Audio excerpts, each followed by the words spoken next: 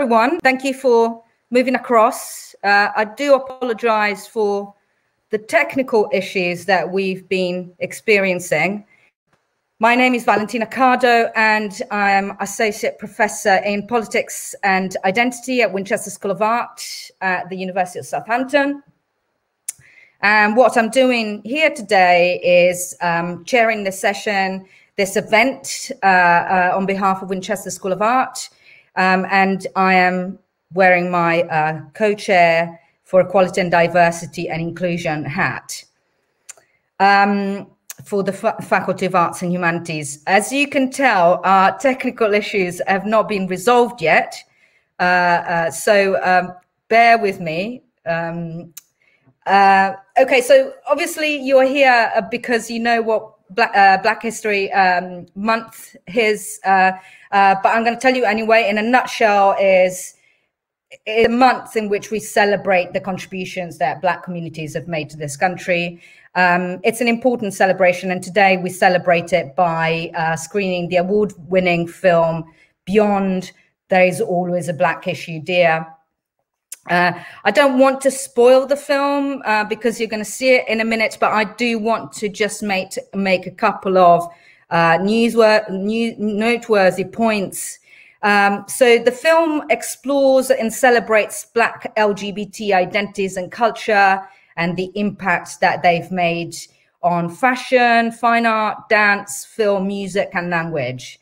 It has won a big number of awards and include the 2018 Iris Prize for Best British Short and the Best of British at the 2018 Queer Vision Film Festival. After the film, we'll have a Q&A with the director of the film, Claire Laurie, and 3 people from the cast, and these are Samson Saboya, Wynne Austin, and Frank Akinsete. I see that we've gone up to 19 people, which is great news. So I think more and more of you are joining in. Again, apologies for the technical issues that we've been experiencing.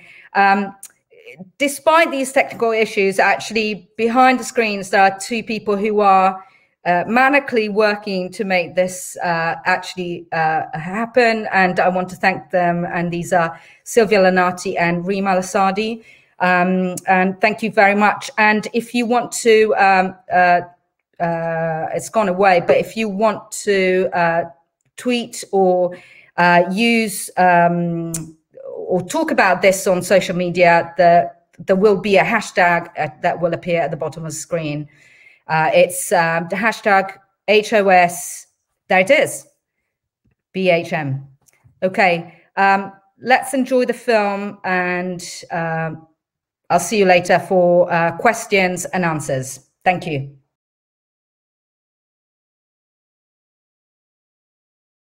Hello. Clearly, we've had some technical issues today. With apologies from us, I'm going to just quickly tell you a little bit about the people who are here with us today. If you missed the beginning, hopefully you only missed my blurb. So can I also say before I tell you about our guests, please feel free to use the chat on the side. If you'd like to ask any questions, I'll be able to put them to our guests. So let me just introduce our guests. What we're going to do now, after watching this brilliant film, we're going to talk to Claire Laurie, who is the director of the film. Now, Claire is a photographer, a filmmaker, has won a number of prizes for her work, and she is now with us on screen, and she's studying for an MFA in photography at UCA. Hi, Claire. Hello. We also have with us Frank Akinsete. Hi, Frank. Frank, used to be a stylist for great clients like Oasis and the Spice Girls. He founded the iconic Sold Out vintage store in Portobello Road, and now deals in vintage clothing in Portobello Market, and also teaches fashion styling. We also have Win Austin. Hi, gorgeous. Hi, Win. Hello. Now, Win has modeled for Pam Hogg and Vivienne Westwood and many others. And she's collaborating with designer Bob Goodall on a lingerie range for transgender women. And she also works as a fashion and film stylist and a consultant. And she teaches catwalk. And last but not least, Samson Saboya, founder. Hello, Samson. Oh, hello. Samson's on the bus. A traveling sales lady. Looking cool. Hi, Samson. Hey, Samson. Samson is the founder and creative director of Saboya, a London-based African fashion and lifestyle brand and boutique. Look at the shirt. And it's we've installed it in London, and previously he worked as a fashion stylist at places such as British Vogue, The Guardian, The Times, and Yes Magazine. Okay, so I'm going to. We already have questions. I'm going to abuse my position as chair and ask the first question. And I have a question for Claire, but also the panel. Claire, so one of the things that your film does is making the Black and queer community visible. And I wonder whether you can say something about the value and the role of a filmmaker in representing specific communities. And then to, Frank, Samson, and Win, I wonder if you could say something about what it means for you personally to be made visible by films like the one that Claire made.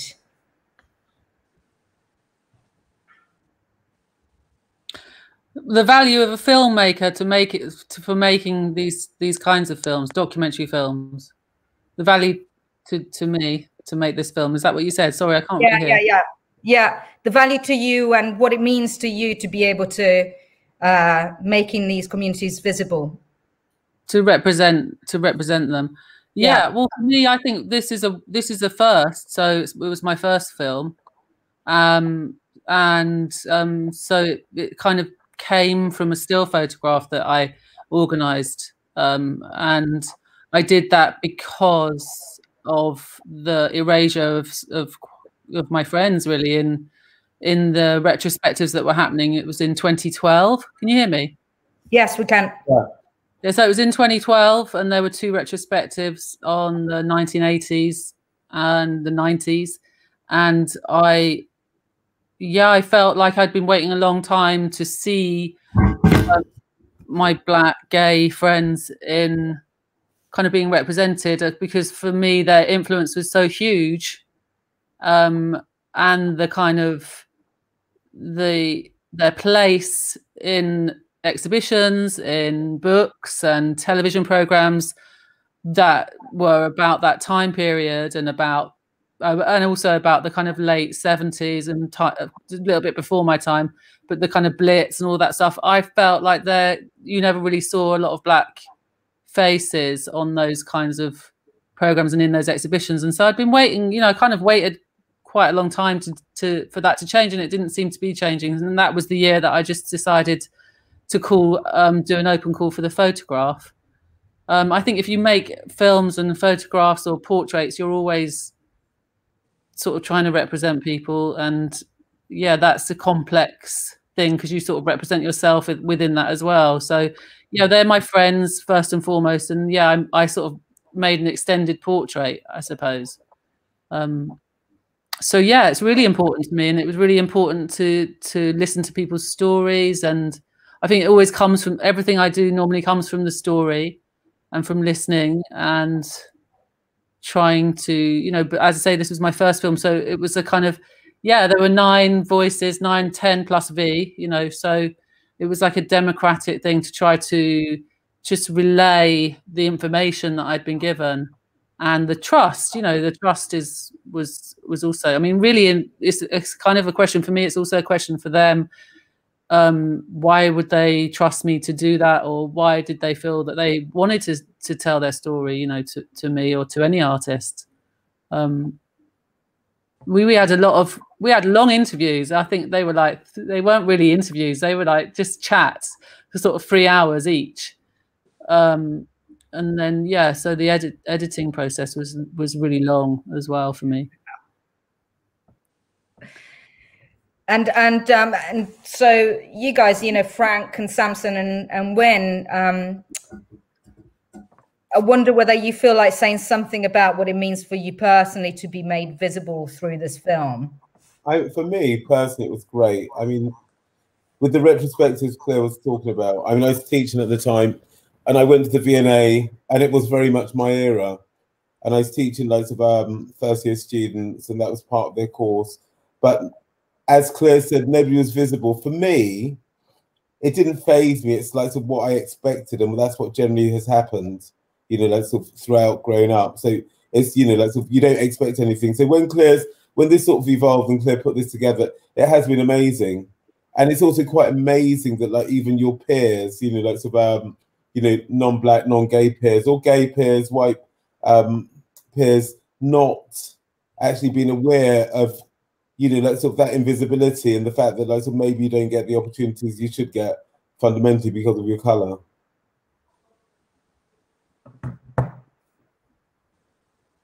I think anybody else? Well, for me, it was like I was always blazing a trail, and I still am. And so with this film, it was just an opportunity to have people realize that I was actually around and not just going partying. You know, for me, it was like, you know, just putting me in a space where people actually realized I'd done all these amazing things and being the first at doing many amazing things. And the film just basically, because I'm not someone who I do something and then I move forward. So I kind of like, you know, I always look to what's going to happen next as opposed to keep looking back at what I've just finished doing. So the film was a kind of a love letter to make me stop and look at the things I've done and appreciate myself. I mean, I've always been quite a confident person, but it's just allowed me to look back and give myself that pat on the back and you know, say you done good, girl, basically. Nice. Samson's on his way. He's on his way. He might want to.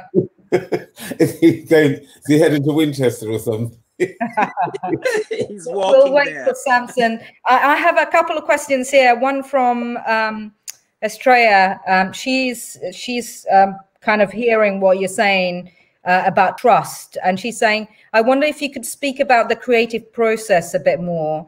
Was there a private screener with all the participants? Were there did you discuss what to include, like the grammar? Oh, right, yeah.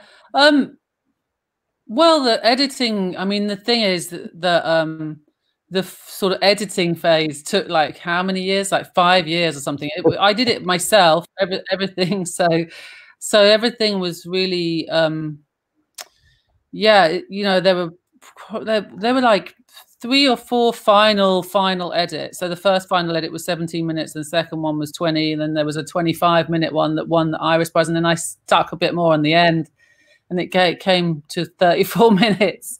So you know, it's so kind of grassroots in that sense. But I think with the process, I would be in constant touch with everybody, really, and to the point of them just being like, please just get on with it and stop asking us. But like, yeah, I guess, yeah, I guess, I don't know, when you first saw it in total, you guys, you hadn't seen the whole thing, had you? You just trusted me to put in what I needed to. First one was the first one at Rankins, wasn't it? Was that the first time you seen the whole thing? Yeah, definitely. No, Yeah. I'd seen it before when it was 17 minutes. I'd seen it, and I absolutely loved it. I mean, I was quite proud of it, and I was quite happy that I'd allowed myself to be so open in the process, because Claire can tell you that I've withheld a lot of my images and photographs because in my thinking, because we all did it individually, I didn't want it to come across as I was trying to do my show on Claire's film, basically. So I was kind of like very, very sort of like conservative about giving up stuff, wasn't I, Claire? Oh, yeah, I think everybody was, everybody was, you know, like I say, the interviews were all quite long because they were just conversations. And in a weird way, at the beginning, I was thinking about this earlier today, that at the beginning, we kind of were like, oh, is this about clubs? Is this about, you know, like the clubs back in the day and the fashion and this and that? And it kind of was, but the conversations, because we're looking back, you know, and it's not current in that sense. Like you, in retrospect, you look back and it's a different thing than it was for us. I mean, we kind of grew up together, a lot of us, you know, we hung out in the same places. If we didn't know each other, then we knew everybody that everybody else knew. And so there's like always those crossovers between us. But that process, yeah, the kind of technical process, I think I did send out small edits basically to people and show them. And everyone was like, yeah, just do it. So yeah, I mean, we're very close in that sense. Yeah. Yeah. Yeah. I mean, everybody knew that I was going to show them I was going to be democratic and kind of show everybody's what they told me, basically. You know, I think hopefully they just trust me.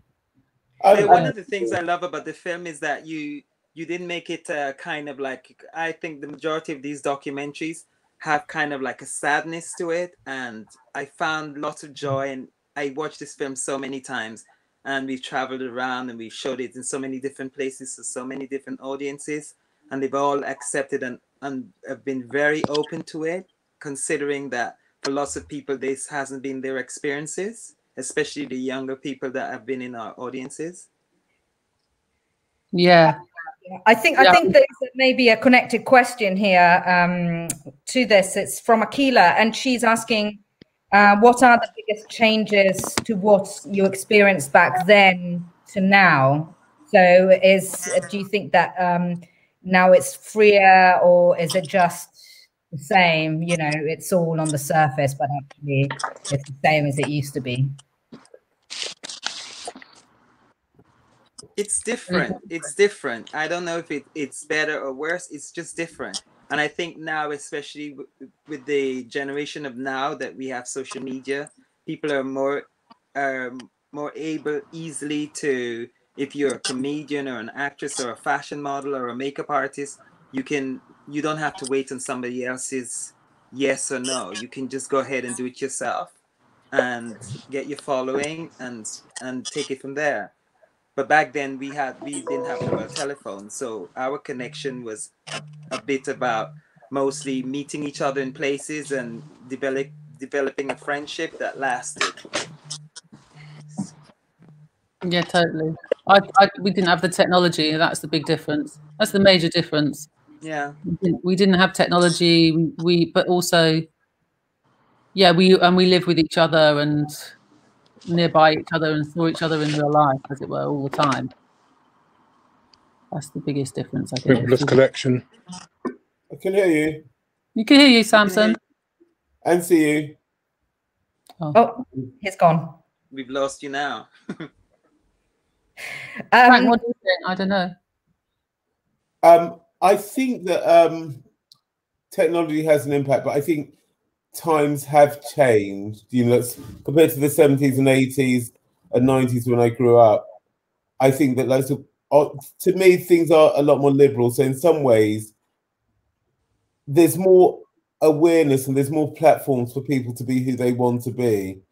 However, so yeah, I don't know if it's difficult with the acceptance point. I think in terms of like accepting like, you know, various sexualities and genders, I think that things in my perception of time is that things are better and easier now because there's more out there on all this multi-platform and on the technology. So I think that opens up, and it means that people are less inclined to be so ignorant, you know, like, so whereas back in the day, there weren't those platforms. At the most, there'd be TV. You had very limited stereotypes of gay people.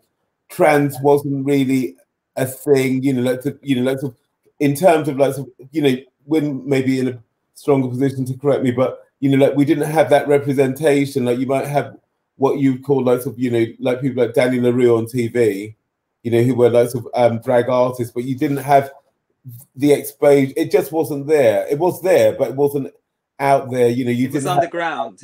Yeah, underground, totally. You know, it's always there. I mean, everything's always been there. So I think from that point of view, it is easier. I don't know what it's like to be 20 or, you know, like 15, you know, like coming out the wrong place. You know, I'm sure it's still tough if you're in some isolated part of, you know, the world or in some isolated community. But also saying that, nowadays you might see that story covered on Hollyoaks, so Granny will know. You know, that's the difference. Yeah. In our time, but even back then, Frank, I basically just blazed the trail. I think I was kind of, maybe it could have been naivety or foolishness, but I just blazed the trail and didn't listen to people's opinion about what they thought about it. I just did it and thought that if I did it well and did it perfectly and made myself look as glamorous as I possibly can, people would be open and accepting, and that was my experience. That's how I know you. My experience. And that's how I know you as well. Yeah. You know, this is fantastic. And I've never been a kind of wallflower in, you know, I just went, but along the way, I've always thought to be kind and generous of spirit to everyone around. So I think people responded to me mostly because of my personality and my character, as well as my glamour. Absolutely. There is another question here, actually, along the lines of what you're discussing, Win, and Akila's question earlier. It's about visibility and the Black trans experience. And so Sean was wondering if Win might say something about her experience given before and after the representation on film, whether that's changed or whether it's changed within you or outside. Oh, that's a good question. I mean, it all comes back to, I think, my personality. I mean, look behind me here. This has been done in 1991 or 92, which is like, I mean, when you think about stuff that is actually happening now and they're celebrating all this diversity on TV and on screen, but there was a documentary that was made about me in 90, just before this, and on Channel 4, when Channel 4 first started, for the, what was it called, the Black Bag, which was a series of documentaries to celebrate Black and Caribbean, African and Caribbean people of color who are, you know, fabulous and in the LGBTQ society. So I think, like I said, I was kind of blindfolded the way I went through my stuff. I just went through the forest and put my hands like that and made my way through. So for me, I've always been kind of visible, but I understand that everybody else's experiences are not the same. And I think largely that came from having a family that's been very, very supportive, which is not always the case for lots of people of color who want to walk this path. So I think having the support gave me the security to just go out and do what I wanted to do, as long as, you know, my parents were more concerned about me ending up on drugs or being in jail. So, and none of these things have ever happened. So I think for me, it's been, you know, and I've lived in a community that has been very open to giving me opportunities, because most of it, you know, happened just because somebody knew who I was and wanted something to do and wanted me to be the representative of it. So I think for me, I got blessed, lucky, and being in the right place at the right time. Can I just read to you some of the reactions that we're getting? I mean, this is brilliant. Win is so iconic. That's a beautiful reaction, but also many others.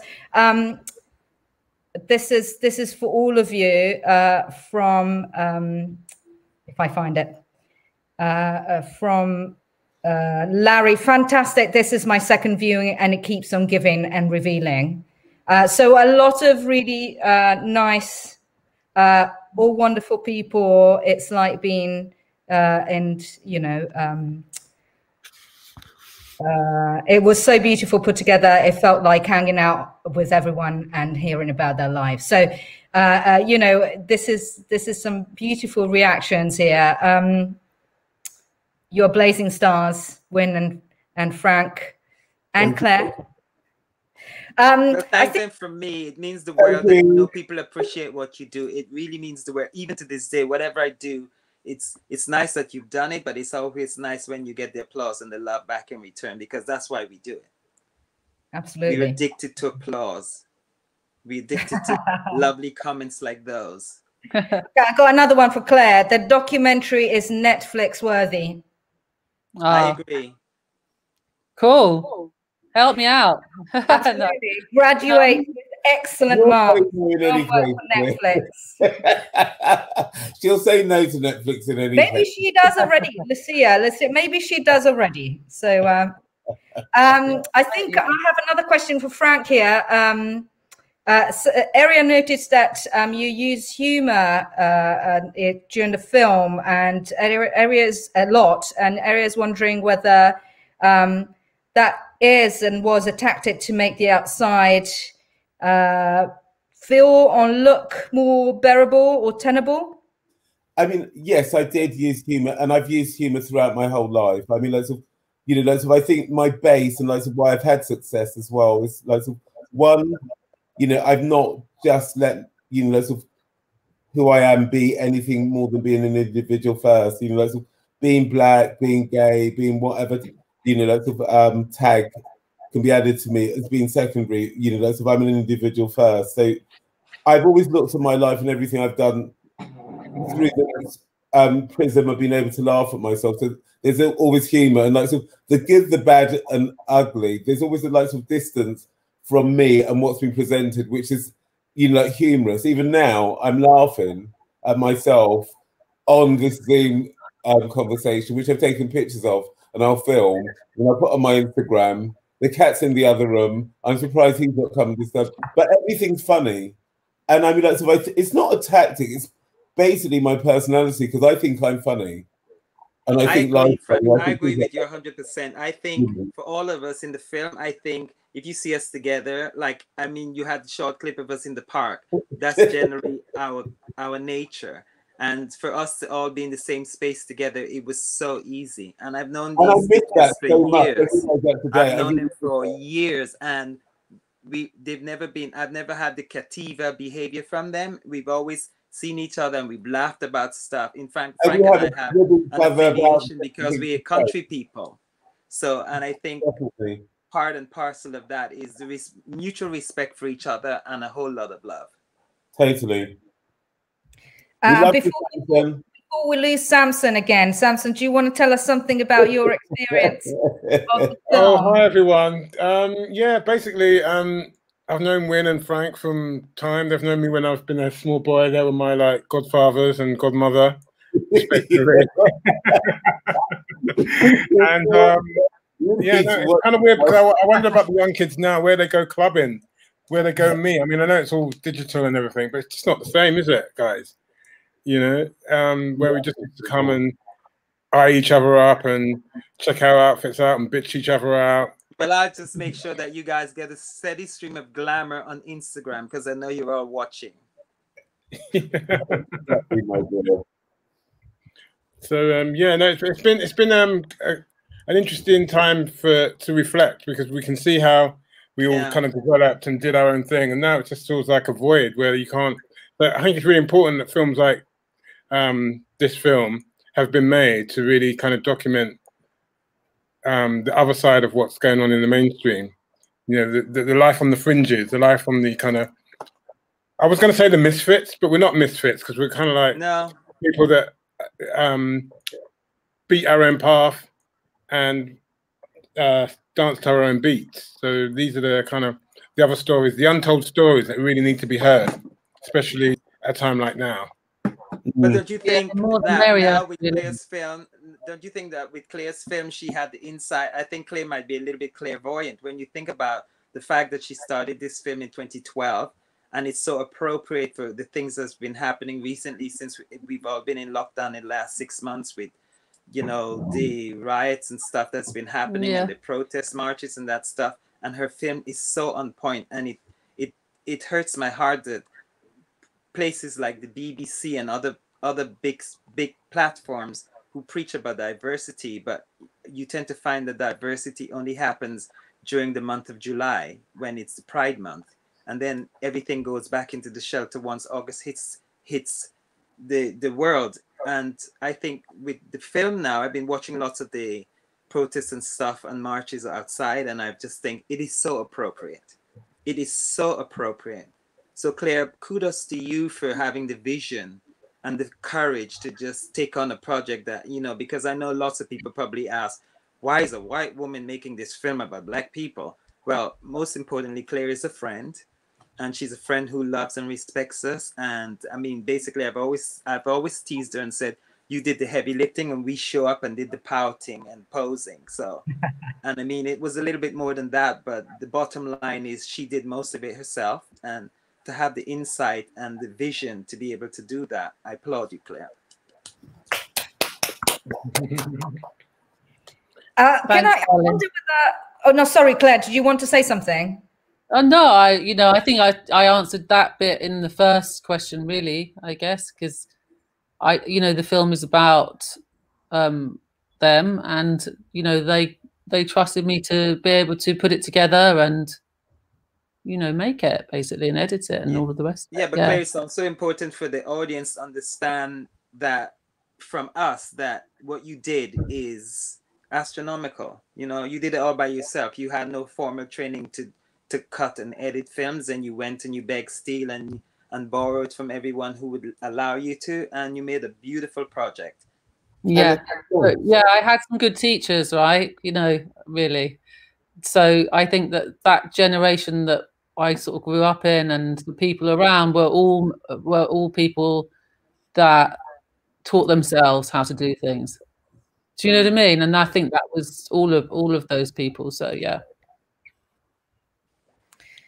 So perhaps as a last question, because I think people because we started a bit late, so it's quite late. But I do want to pick up on something that Wynne was saying about current events, the marches, and I mean, I don't mean to be controversial, but certainly the Conservative Party, they insist that they care about and they celebrate diversity, and they cite the fact that two of the key members of cabinet are from a BAME background, and therefore they should be seen as a kind of party of diversity more than the Labour Party. And having said that, we know that things are not as clear cut as that. We know that only 6% of Tory MPs are from a BAME background, and we also know that a lot of the policies from austerity to the failure to protect BAME people from, the effects of COVID, for instance, have been lacking. So I wondered whether. So I'm asking a kind of heavy lifting question at the end. I wonder whether you have any thoughts about, how do we get politicians to address the inequalities faced by the Black community in this country. Well, here's the thing. For everyone, can I just take this one bit? Just put it this way, Valentina. Last Black History Month, we showed this movie in Portcullis House, which is where the Houses of Parliament have their offices. And we showed it for the Labour Party, and it was well received. They treated us excellent. And so we're waiting to see what the Conservatives have to do about that. That's my take on this. That's as far as politics as I will go with this one. Yeah. Thanks, Wynne. That's a good answer, Wynne. Frank and Samson there. My answer is that I think personally, lots of in the past 20 or 30 years, race relations have gone backwards.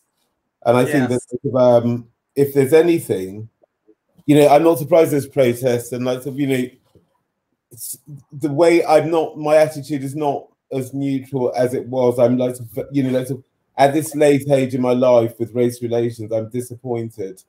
And like, so if there's anything anybody can do, if they really want to, is, you know, like, so, you know, we need our leaders to lead by example. You know, a lot of the policies of the Conservative Party, and, you know, less so Labour, but I mean, it's still there, are quite racist. Yeah. You know, let's say it as it is, they're racist. And that's, you know, there's no, you know, they get people like Priti Patel or, you know, lots of, you know, Rishi Sunak, you know, sort of in prime positions, but they actually like, you know, like instigate and apply racist policies, like, you know, like sort of like dummies, you know, and it's just it's heartbreaking to see. So I'm like, you know, I think there's so much work has got to be done. I'm like, you know, diversity is one thing, but I mean, like, to be honest with you, at this particular point in our history, I'm more concerned about racism, not even diversity. Well, as the film says, there's always been a black issue, and black is not the umbrella that support racism. We are a separate category. The brown and black are two different colors. Totally. Understand that. So, and I agree with Frank. We've gone backwards. It used to be, and it's always been a class war more than it's been a race war. You know, the money, the power of economics. The haves and the have-nots. And the middle class, the working class all worked together, all went to the same class. Didn't matter whether you were black, white, or Chinese. If you enjoyed the music, if you enjoyed the beat, there you were on the dance floor, strutting your stuff. And now it's kind of like rule and divide. It's becoming like a modern day apartheid. If you're black, you stay there. If you're white, you stay here. And that's just got to be changed, especially in 2020. You can't have this going on. And you know, for the next generation, the kids are not born haters. They're taught it by their parents and their peers. So people grow up in an attitude of love. Black and white children don't know the difference between love and hate. But I think the structure. I think the parents are one thing, but I think the structure is racist. So if the structure is racist, that the structure is the thing that needs to be changed. Obviously, absolutely. But also, like, sometimes I kind of feel like the film should have been called "There's Always the White Issue," dear, because there is an issue with whiteness. And I was talking to Valentina yesterday about this kind of question about me being white and making the film, and how I was surprised at how little I've been asked about that, in a sense, like in the sense that it's a difficult question for people to ask me, or maybe they feel like it's a difficult question for me to answer. And maybe that's changed this year with Black Lives Matters, is that there has been more white people involved in those marches than ever across the world, and it's really important that they are involved in it. Do you know what I mean? And that they can speak about their whiteness and what is whiteness and what is white supremacy and all of those things without feeling uncomfortable about that. And they should. Yeah, we should be looking at that too.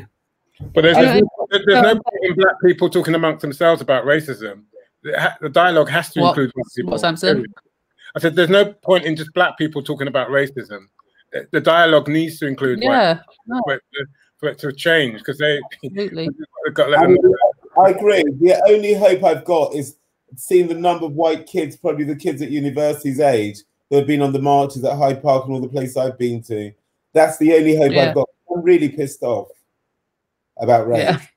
I mean, I run a shop because when I sell my shop, I'm pissed off about it. I'm not okay. No. I sell African prints to 90% white people in my shop, and everyone they're a bit nervous. They love it, but they talk about, am I appropriate? Is this misappropriation? And I'm like, you know, if I wear jeans, does that mean I'm trying to be a cowboy? If I wear tartan, am I trying to about appropriation? You know, it's about treating people equally. You can wear what you want to. Absolutely. I agree. About appropriation, stuff like that. Those are diversions. That's rubbish. Or, you know, that's the world's 2PC. That's not. It's irrelevant. Yeah. You know, people really know how to behave. I agree, Frank. I agree, because I think when it comes down to hair and clothes, I think it's kind of silly. It gets to the silly place where I close my eyes and I turn my head, because I think people can wear. I've worn my hair in all different styles, and now I'm going more natural. But I've worn straight hair, I've worn blonde hair, I've worn red hair. So it's just, and I'm still internally myself. So I believe the same of everyone. I think when it comes down to clothing, attire, and hair and that kind of stuff, I think is getting to the silly place, which is like, I just agree. sit down if you don't have something to add to the conversation. Absolutely. So maybe we can leave it on that kind of hopeful about. You started there. Huh? And can I say, Valentina, you look fabulous in African print. Pardon? This is a Samson Savoy shirt. Thank you. I'm still waiting for my Samson Savoy and my Frank. What's your name again, dear? I'm still waiting for the Akinese and the Savoy pieces. Thank you. Sample size. Sample size over here, Samson. And perhaps we can close on this kind of positive point that you all made about, you know, this idea that to have a dialogue between Black people, white people, and other colors people is perhaps the way to kind of make things different and better. And I do feel also that Claire's film is one of the ways in which she gives voice to people, and I think that's really important. And as you all said, you know, it was an experience, and for that story to be told was a great experience. So I want to thank you all for coming here today. I do apologize for the technical problems. I'm giving you, and I'm sure everybody else, a big clap and big thank you. Thanks for tuning in. And thank you for all the people who asked questions. Thank you for going to the trouble of including us in this broadcast. We appreciate you. Thank you so much. And the rest of the girls. See, the sisters are doing it for themselves. They're looking for trouble. We should definitely do it again. Thank you to Sylvia and Reem as well. Yes. Bye, everybody. Bye. Thank you. Bye. Bye. Bye, darling. Bye. Bye.